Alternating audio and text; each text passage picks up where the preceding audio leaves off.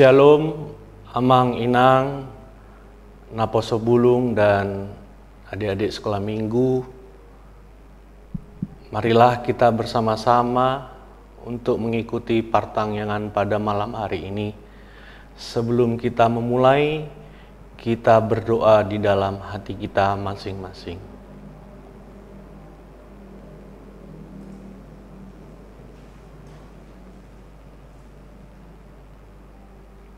Amin. Kita bernyanyi dari buku ND nomor 20 tolu ayat sada sahat 2.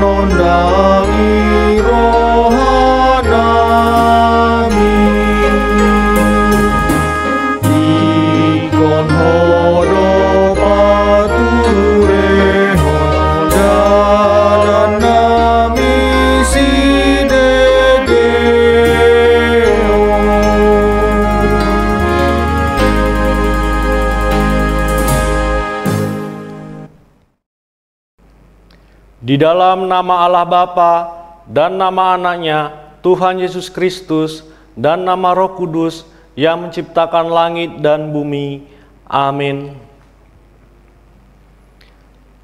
Berilah keadilan kepadaku, ya Allah, dan perjuangkanlah perkaraku terhadap kaum yang tidak saleh. Luputkanlah aku dari orang penipu dan orang curang, maka aku dapat pergi ke mezbah Allah, menghadap Allah yang adalah sukacitaku dan kegembiraanku. Suruhlah terangmu dan kesetiaanmu datang, supaya aku dituntun dan dibawa ke gunungmu yang kudus dan ke tempat kediamanmu. Haleluya. Marilah kita berdoa. Ya Tuhan Allah Bapa kami yang di sorga, kasihanilah kami orang yang berdosa yang lemah ini, karena musuh kami terlalu kuat untuk kami selalu dikalahkan. Sebab itu, tolonglah kami, berilah kami kekuatan mengalahkan musuh kami, karena Tuhan Yesus telah menderita untuk kami. Amin. Firman Tuhan pada malam hari ini diambil dari Filipi 3 ayat 4b sampai dengan 14. Demikian firman Tuhan. Jika ada orang lain menyangka dapat menaruh percaya pada hal-hal lahiriah, aku lebih lagi. Disunat pada hari ke-8 dari bangsa Israel, dari suku Benjamin, orang Ibrani asli. Tentang pendirian terhadap hukum Taurat, aku orang Farisi. Tentang kegiatan aku penganiayaan jemaat, tentang kebenaran dalam mentaati hukum Taurat, aku tidak bercacat. Tetapi apa yang dahulu merupakan keuntungan bagiku, sekarang kuanggap rugi karena Kristus.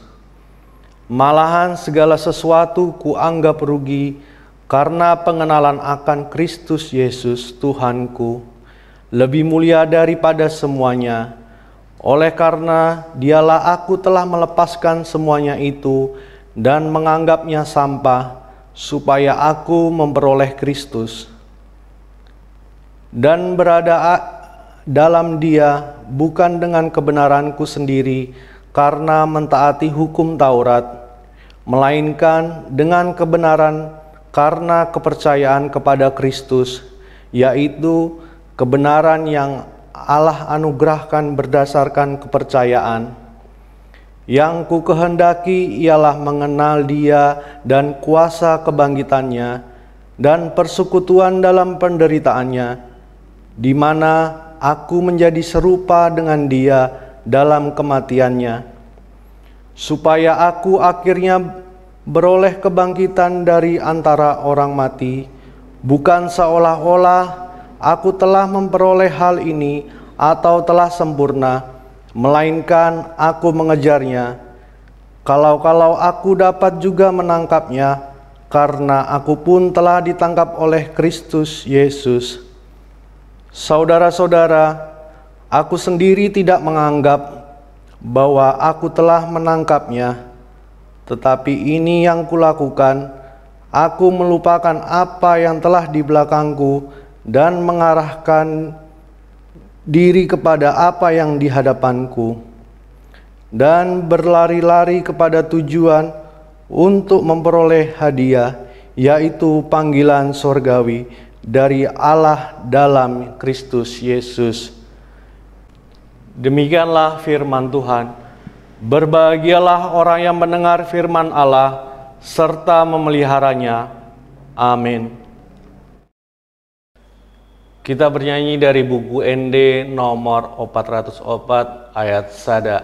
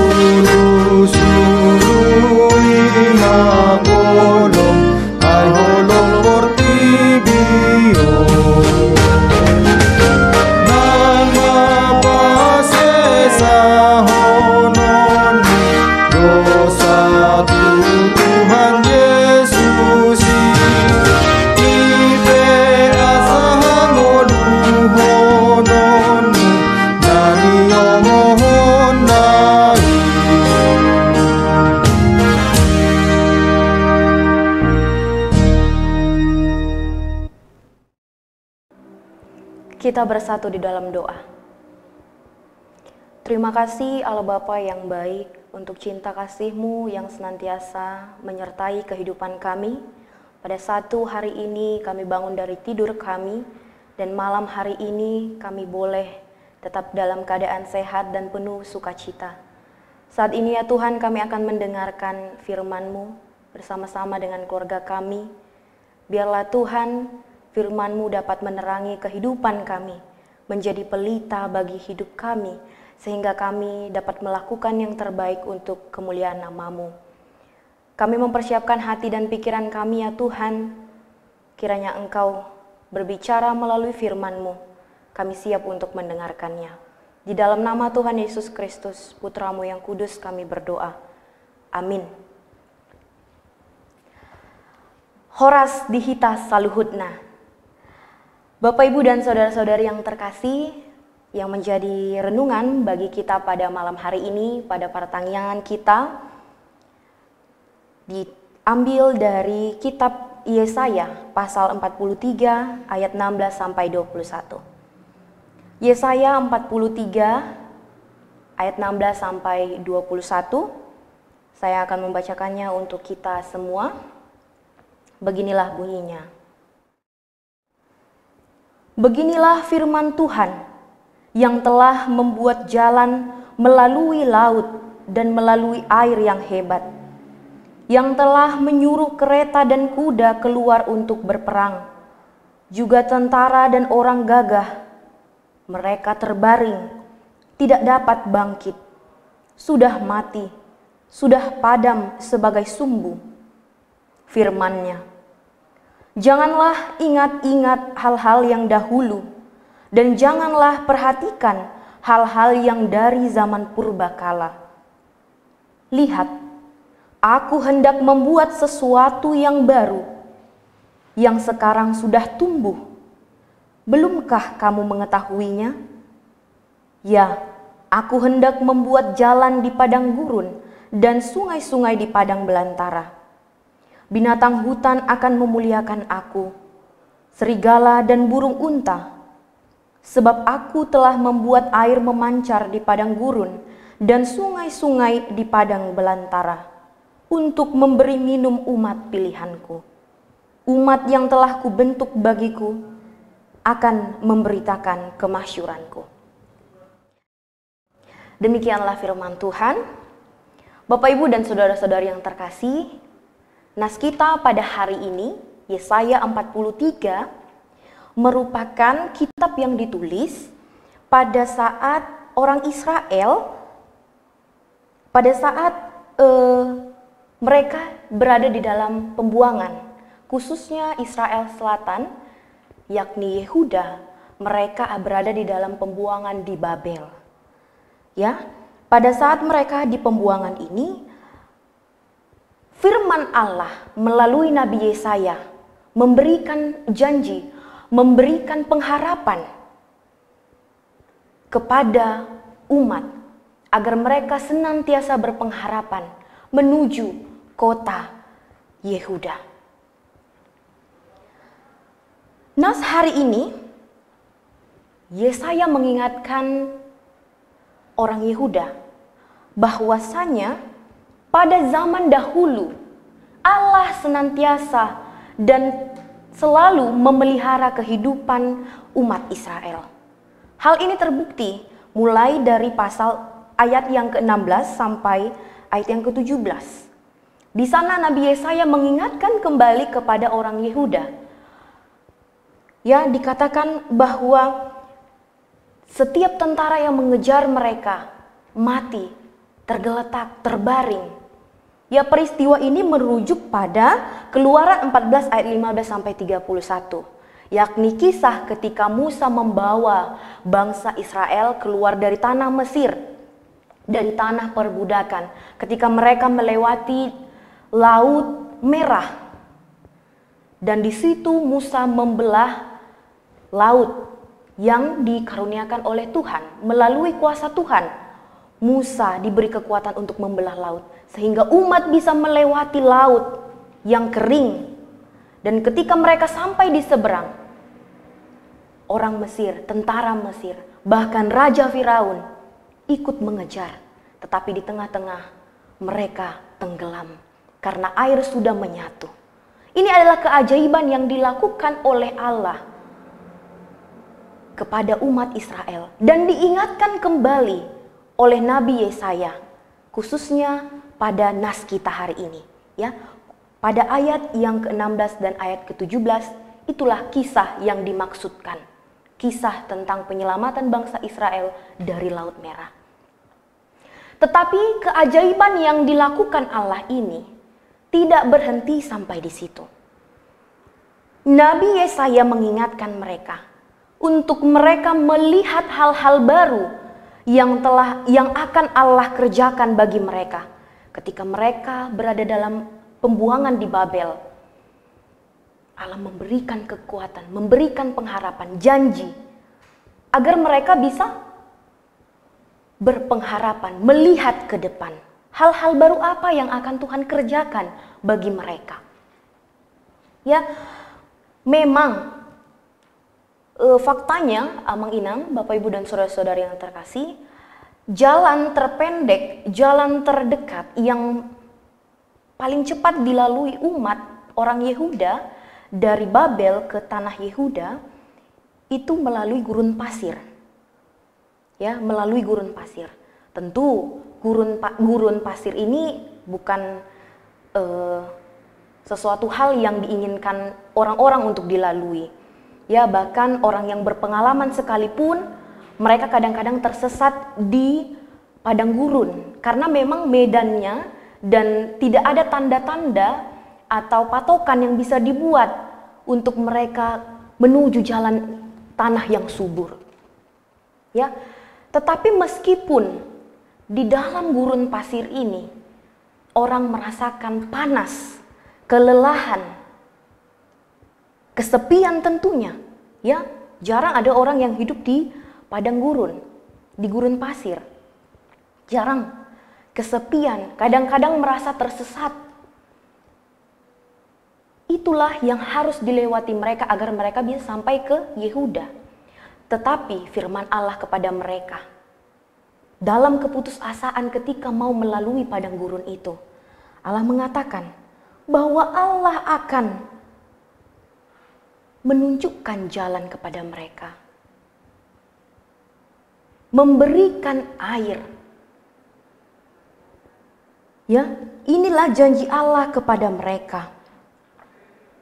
Allah tidak akan membiarkan mereka dengan begitu saja. Pertolongan Allah seperti yang dilakukan pada zaman dahulu akan dikerjakan Allah. Bahkan lebih besar lagi.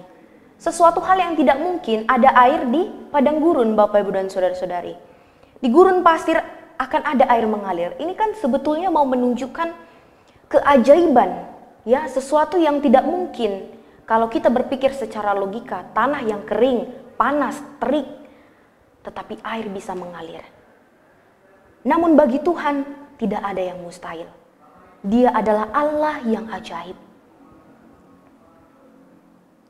Allah berkata, aku akan membuat jalan untukmu di padang gurun, dan kamu akan tahu jalan yang aku buat untukmu, dan jalan itu akan membawamu ke tanah yang subur di Yehuda. Ya, tetapi untuk melihat hal-hal baru yang akan Tuhan kerjakan ini, mereka harus membuka mata mereka. Mereka harus melihat dan memandang Allah yang ajaib itu. Bapak, Ibu, dan Saudara-saudari, kita bisa mengibaratkan padang gurun ini seperti kehidupan kita. Di dunia ini, kehidupan kita, saya yakin satu titik kita pernah merasakan kesepian. Satu titik kadang-kadang kita merasa kesesatan, merasakan bingung, merasakan kekeringan. Kekeringan bukan dipahami secara yang kekeringan tidak ada air begitu ya Bapak Ibu, tetapi kekeringan jiwa, merasa hampa, merasa kosong. Kadang-kadang kita berada di titik itu. Tetapi firman Tuhan hari ini mengingatkan kita dan menyegarkan kita. Ketika kita ada di padang gurun, di kekeringan itu, Tuhan akan datang untuk mengaliri kita dengan air. Mungkin ada yang saat ini berada di gurun penderitaan, katakanlah, atau berada di gurun kecanduan pribadi. Ya, misal seorang pecandu alkohol menemukan dirinya di tanah kosong kesepian dan penyangkalan di mana dia tidak bisa lagi memaksa dirinya untuk mengakui bahwa dia adalah pecandu alkohol. Atau misal kita ambil contoh yang lain, seorang pecandu narkoba, ya, dia tersesat dalam pusaran penyalahgunaan narkoba dan menemukan hidupnya berputar di luar kendali ke dalam jurang kehancuran diri. Ya, atau intinya ada banyak orang yang mengalami penderitaan atau kecanduan yang telah kehilangan jalan menuju Tuhan dan tidak dapat menemukan jalan kembali ke hadirat Tuhan. Ada banyak yang tersesat dalam kehidupannya, tenggelam dalam penderitaan masa lalu, pengalaman pahit mungkin, yang sulit untuk dilupakan, pengalaman menyakitkan, yang masih terus diingat-ingat sampai sekarang, masih berada dalam putaran-putaran yang demikian. Tetapi melalui firman Tuhan hari ini, kita diingatkan Satu-satunya jalan keluar adalah dengan berbalik kepada Tuhan dan menjauh dari hal-hal yang membuat kita berada di padang gurun kesesatan. Hal yang dapat kita lakukan, Bapak Ibu dan saudara-saudari, adalah menggenggam tangan Tuhan. Ya, menggenggam dalam tanda petik, menggenggam tangan Tuhan. Biarkan Tuhan memimpin kita keluar. Karena di dalam Tuhan ada pengharapan. Dia membuat jalan kepada kita untuk keluar dalam gurun itu tadi. Kesepian, kesesatan, penderitaan, pengalaman masa lalu yang menyakitkan, dan sebagainya. Tuhan juga melakukan hal yang baru. Ya, tadi sudah saya katakan bahwa Tuhan membuat sesuatu yang tidak mungkin menjadi mungkin. Padang gurun yang begitu kering dialiri air. Artinya, ya, tempat yang lama akan menjadi tempat yang baru. Tempat yang bengkok akan menjadi tempat yang lurus. Apa yang telah dikeluarkan dan diuapkan dari aliran kehidupan akan diisi ulang dan diperbaharui dengan air kekuatan dan kasih karunia Tuhan yang segar dan mengalir deras. Itulah sebabnya mengapa Tuhan mengutus putranya Tuhan Yesus Kristus datang ke gurun kita. Datang untuk memberikan jalan keluar bagi kita yang dalam kesesatan, yang masih berputar-putar di dalam gurun kita. Ya, dalam pengalaman pahit Tuhan datang. Tuhan mengutus putranya Yesus Kristus untuk memberikan pengharapan, sukacita, dan kehidupan kekal. Tuhan melihat ke seluruh dunia dan melihat betapa kita telah menyia-nyiakan kehidupan dan sungguh kita telah tersesat dalam keberdosaan. Sehingga Dia memutuskan untuk mengirim putranya, membersihkan dan memperbaiki setiap kehidupan kita. Dengan demikian kita harus mengingat ketika Tuhan Yesus telah datang, di mana ada keputusasaan dan ketidakberdayaan, Tuhan akan datang memperbaharui dengan harapan, kekuatan, dan sukacita. Apa yang dianggap tidak mungkin menjadi mungkin bagi Tuhan. Ya, Bapak, Ibu, dan saudara-saudari, satu pertanyaan sebagai refleksi bagi kita. Hal baru apa yang kemudian Tuhan lakukan dalam hidup kita? Coba kita mengingat kembali. Hal baru apa yang Tuhan telah kerjakan dalam hidup kita? Atau saat ini kita yang berada dalam gurun kehidupan tadi, kira-kira apa yang hal baru yang akan Tuhan kerjakan ke depannya? Mari kita lihat bersama-sama, kita renungkan, kita refleksikan. Tuhan mengubah tempat gelap menjadi tempat terang, membuat hati yang keras menjadi hati yang lembut serta penuh sukacita dan penuh kasih. Dia memberikan pengharapan kepada yang putus asa dan iman kepada yang tidak beriman.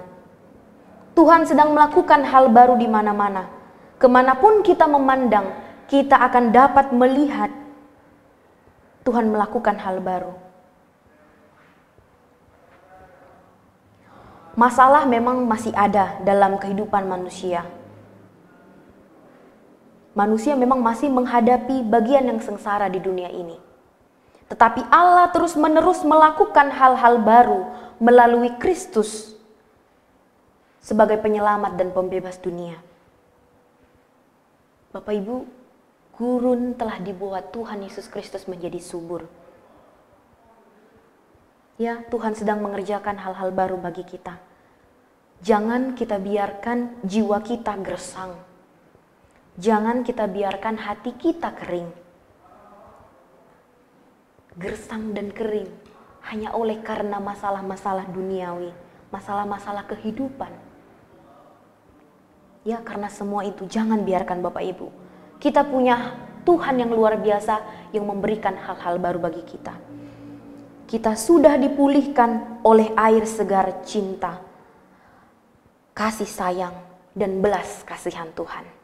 Mari kita menghidupi kehidupan kita sebagaimana kita menghidupi dalam pengharapan dan Tuhan telah menyegarkan jiwa kita, memberikan kehidupan yang baru.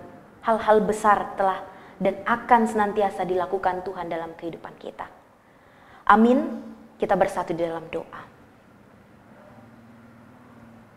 Terima kasih ya Allah Bapa di dalam kerajaan surga untuk cinta kasih-Mu dan bahkan untuk firman-Mu Tuhan yang baru saja kami dengar.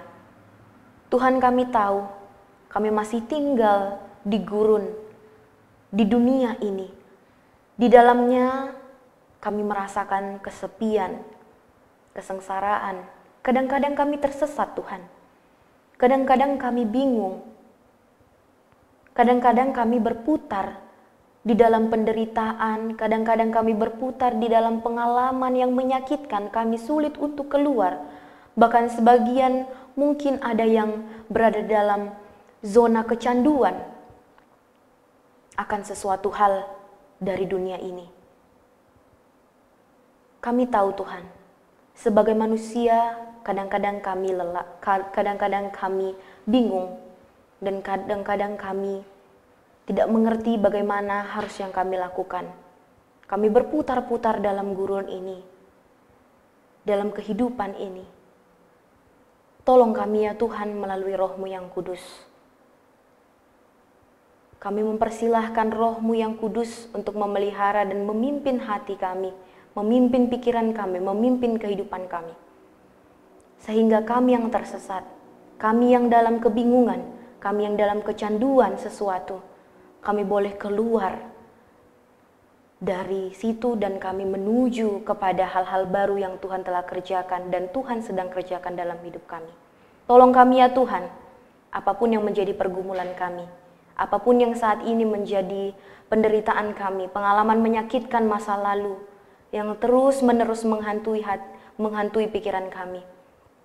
Tolong kami ya Tuhan, karena kami yakin dan percaya Engkau melakukan hal-hal yang ajaib, hal-hal yang besar dalam hidup kami. Kami mengimani itu Tuhan.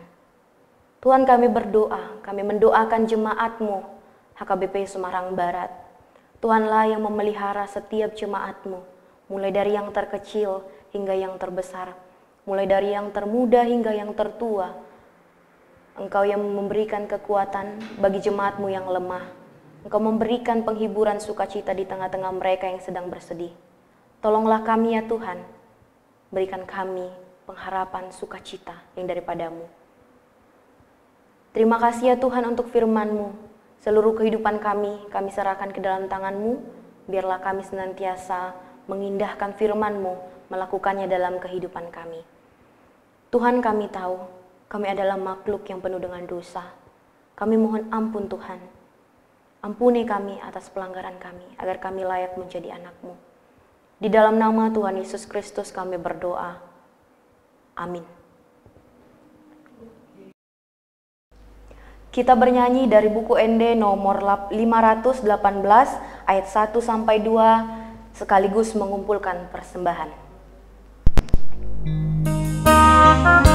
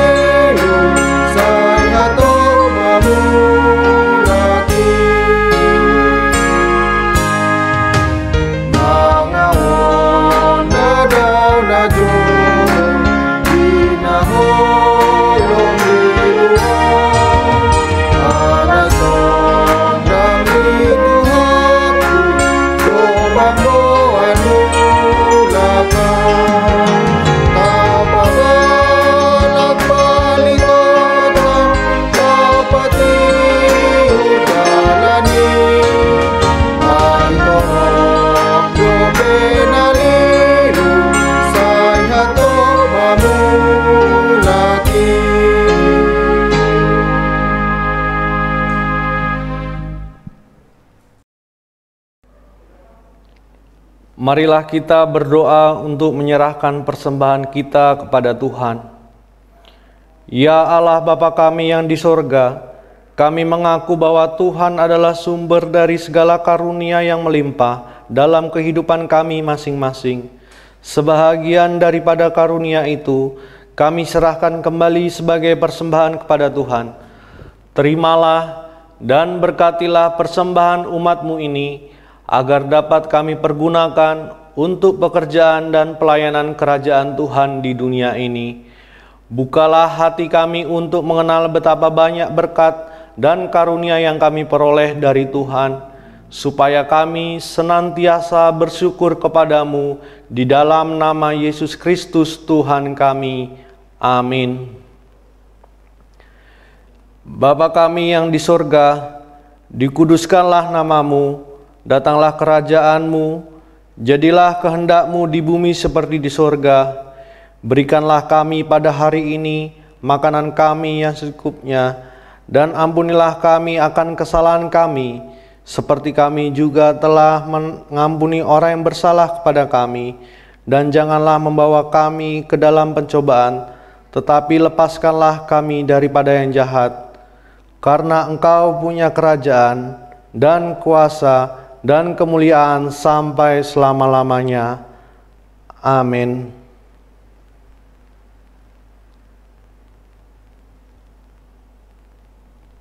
Tuhan memberkati kita dan melindungi kita. Tuhan menyinari kita dengan wajah-Nya dan memberi kita kasih karunia. Tuhan menghadapkan wajah-Nya kepada kita dan memberi kita damai sejahtera. Amin.